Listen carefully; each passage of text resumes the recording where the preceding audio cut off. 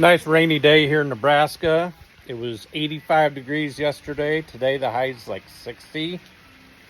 So it's raining like no other, so I thought it'd be a great day to work on the Project Talon. So when you last tuned in, I replaced the fuel line with some push lock stuff. Simple to do. Well needed upgrade. So today I was trying to start it and it was doing a amp draw when I went to crank it, but it wouldn't turn at all. So this car has suspect wiring to begin with. As you can see, this hodgepodge of shit everywhere. They hooked, looks like this goes to the MAF, which is a GM 3-inch mass airflow sensor. Cheap. So I was going to change that, but I thought that shouldn't restrict it from starting. So I started doing some traces. I got a good battery. I got one of those XS Power batteries I use for stereo competitions. So I thought that's more than enough juice. And then got one of these jump boxes. These things are awesome. Hooked it up. Still nothing. So I go and start looking at stuff, and I'm like, let's start with the basics. And so I pull a starter.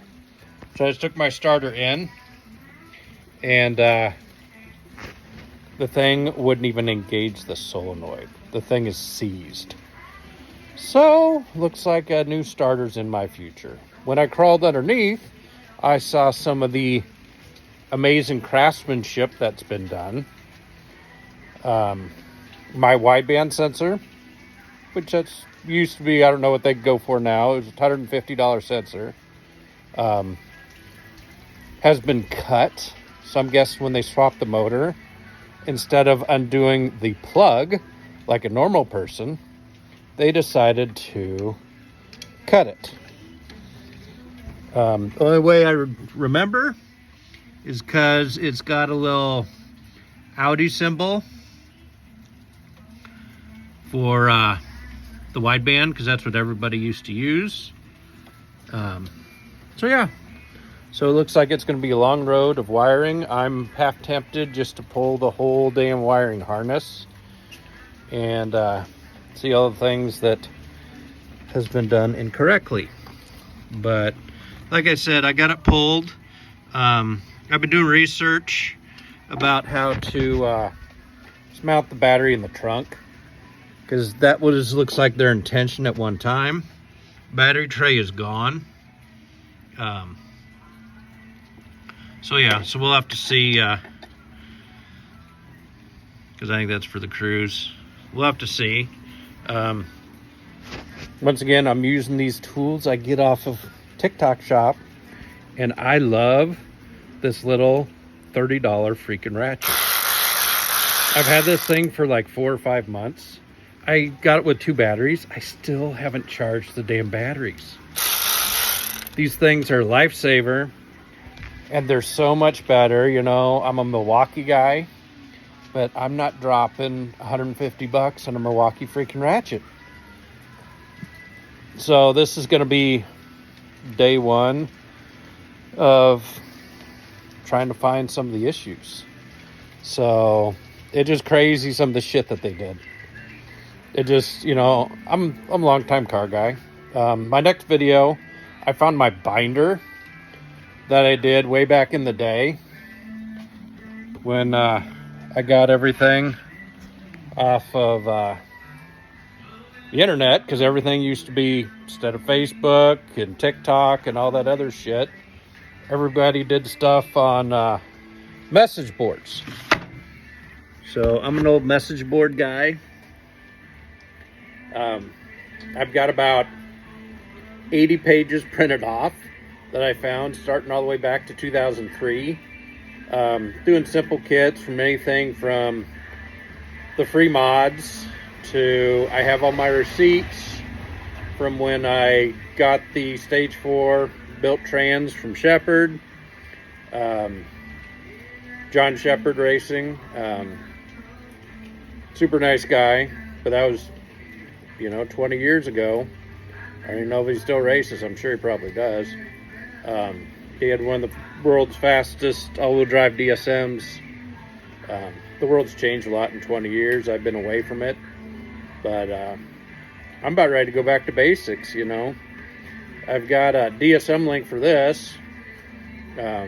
Before, when I built the car, I ran these piggyback translators. So I ran AVCR, which I don't know why they got rid of that, electronic boost controller.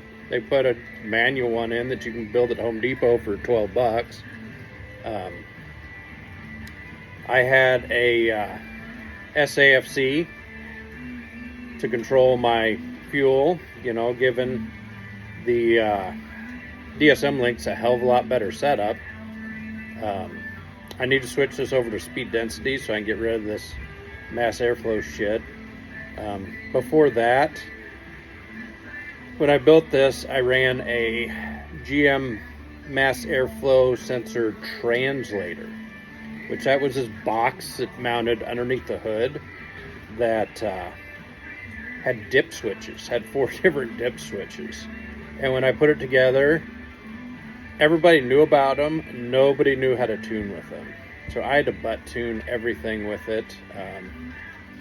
All my friends have been building DSMs, and everybody I talked to, nobody knew shit about how to tune them. Because it was, old technology, literally 4 dip switches, and that was it. So the core of everything that I built 20 years ago is still here. Basically, I just got to fix everything that they tried to do. I don't know if it's just lack of knowledge or they weren't sure how to do it. But, they did. The core is still there. So, this motor, my old motor, got blown up, I guess. So, this motor's kind of unknown. I put a ratchet on the crank, turn the crank, spins over free, which is great. The spark plugs in. Hopefully there's still compression left in it. So I don't want to get too deep in this, because if I got to pull it out and rebuild it again, it's no big deal. I've done it before. So yeah, I've got some extra parts that the kid I bought it from gave me. Troy, super duper nice guy. Seems like a really, really intelligent guy. He just didn't have time to work on this like it needs. Yeah, I've got, like I said, this whole mess of parts. I just got to go through. Hopefully there's a starter in here somewhere. If not, I'm going to be ordering stuff. If everybody needs some parts, just let me know. So I kept the factory deck, or they kept the factory deck that was in here. It's old school Alpine. So I love this deck. It's got like 60 watts of deck power, so you don't have to run an amp. But these wiring harnesses you get off Amazon and all those, these things are the biggest pieces of shit on the planet. So it's literally just a simple 16-pin connector. It should go in easy peasy. And when you go to put it in, the pins seem to line up, but it won't click in. So I want to make sure I wasn't crazy. So I actually found another Alpine deck that I picked up from somebody local. Nice older deck, doesn't have shit for power. But I wanted to see if the harness was the same, because it looks like it's just a regular 16 pin. And this one goes in pretty simple. That one should go in like that. But for whatever reason, so I don't know if it's just being a cheap piece of shit or, lack of quality control or what the deal is. But I'm going to find the answer. I want to know if this deck's good. We've got a pretty good couple local stereo shops that have this old stuff from 20 years ago.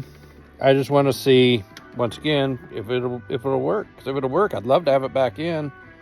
The deck that's in there now, they put in one of those Kenwood Bluetooth decks. I'm not a Bluetooth guy. I like my CDs because I'm old. But yeah, so it's fine. It's just weird, you know. This old Alpine is a great deck. One of the stupid things I like about it is the deck will actually tilt out for different angles. So when you're driving, you can tilt it down.